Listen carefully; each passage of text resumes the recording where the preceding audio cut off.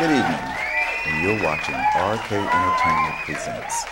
When I was a little boy, I remember telling my mom, when I grow up, I want to have friends of all colors and races and of all ages. And true to form, my life has taken that path. Recently, I had the fortune of meeting a beautiful woman, a model, a supermodel in England and London and all over Europe. She's worked for Revlon, Dior, as well as Chanel. Ladies and gentlemen, Jamie Alexander. Jamie, thank you so much for joining us. You know, I've often wondered sometimes, you know, as you're aging, when you were a little girl, did you think to yourself, this is where I want to be when I grow up? Have you followed through with what you dreamed of when you were a little girl, as far as aspirations and life turning out the way you thought it would turn out? What a good question, Kurt. I never planned anything, really.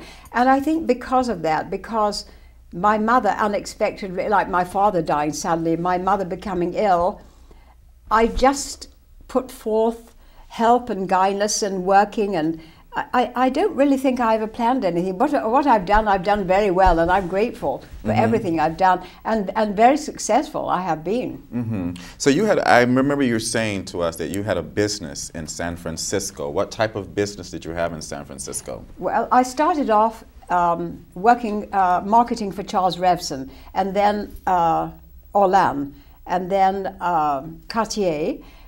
And working for, I became vice president of Nolan Taylor, which I worked with an aerospace scientist who was burned by radioactive vapor. And we solidified a cream called Crème de la Mer, which is very interesting because he would farm the kelp from the Pacific Ocean. And we made it into a cream. So I took that all over America lecturing. And then I met Herb Caen, who was a wonderful columnist. They called him Mr. San Francisco, and George Trapp, who was a relative of the Von Trapp family, and they used to see me dashing back and forth. So they introduced me to some ladies who wanted for me to help them style their clothes, because they were little chubby ladies, and they were all wrongly sort of cosmetically and dress-wise, they were it was wrong for their style. So, and then I got in touch with the gay boys. They really wanted to follow my style.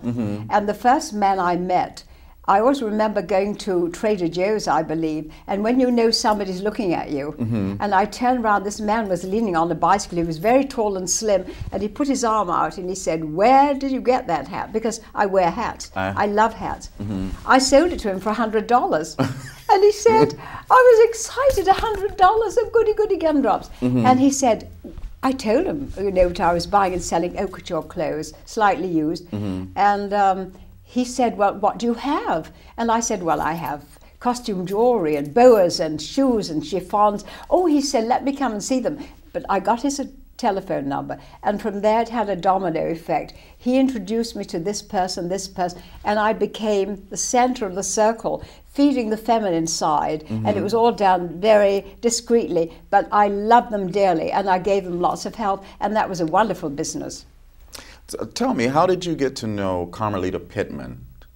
Carmelita Pittman from the Breast Cancer Society. How did you and her become friends? Oh, I went to Johnny Grant's memorial service at the Pantages Theatre in Hollywood, and I was invited.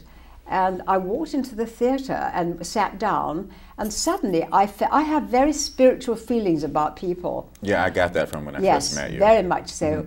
And I felt to my right this sort of like angel floating or wings. And I looked round and I thought, no, it isn't that person. And I looked round, out of the corner of my eye, I saw Carmelita Pittman. I didn't know who she was. And I said, that's the person. So after the memorial, which was a wonderful memorial, thousands of people were going, flocking out in the foyer. And I rushed through the people. I said, I tapped her and I said, excuse me. I said, I want to tell you before you go. I said, do you know that you're surrounded by angels? And she looked at me, she said, yes, I've been told so. I said, well, you really are. I said, you've certainly got angels around you.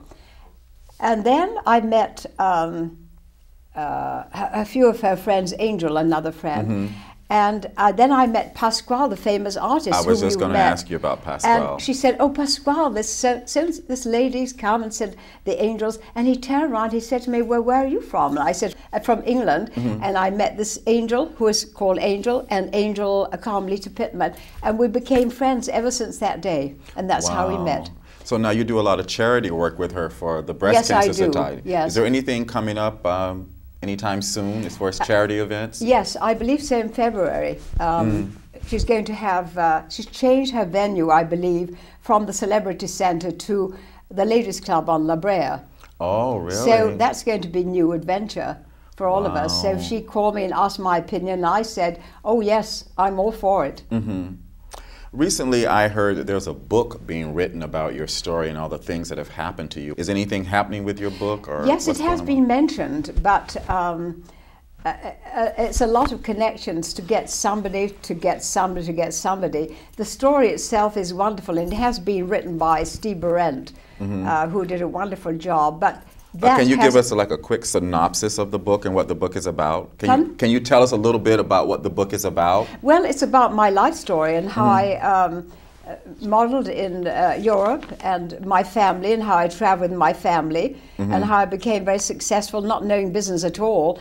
But it has all this wonderful adventure and helping my mother, and of course looking after her for 23 years and coming to America. It has a lot of stories about adventure, success, and it's a story as a daughter's devotion and wonderful survival. Yeah, I love that title. Homeless, Glamorous, and Fearless. What a title. That is really nice. Isn't that? And I happen to have a picture, and there's this beautiful picture of Jamie.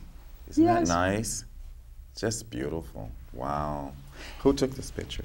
What photographer did it? Your friend here. Hugh Taylor? Yes. Wow. Isn't he wonderful? He is. And that He's was a a lovely wonderful day guy. because we took the photograph outside the studio, and they just watered the plants, and I was sinking in the soil, and it was wonderful. But he did get some wonderful photographs. Thank you, Kurt, for that. Wow. But So you know, I've met all these wonderful people. I see that.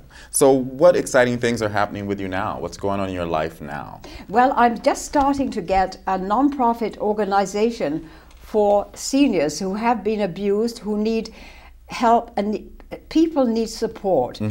And there's a lot of wanting, a lot of caring that needs to be shown to people, because they're staring at the wall and they're terrified. I was when it happened to me, when my nephew put me out in the street. And he took my business and my home, which I left from San Francisco. So I was left helpless, homeless, penniless. But look how I survived.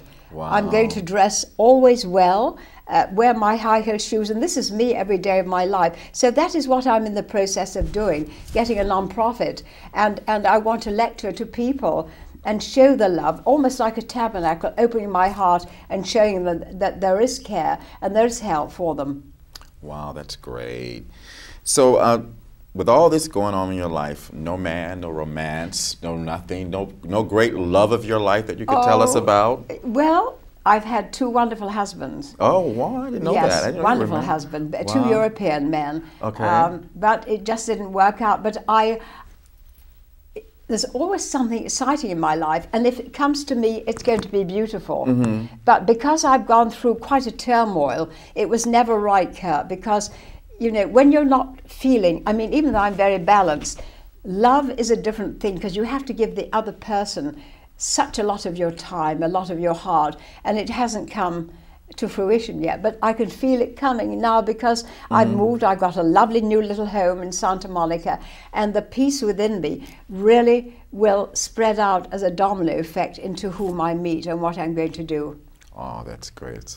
She's such an inspiring lady, and that's why I'm in such good friends with her. I'm so moved by everything that she says. She's just a wonderful person, and that's what my life is about, meeting exciting people and people that can inspire me and help me on the journey, who have been here a lot longer than I have, because, you know, we're not all going to stay here. One day we all have to go.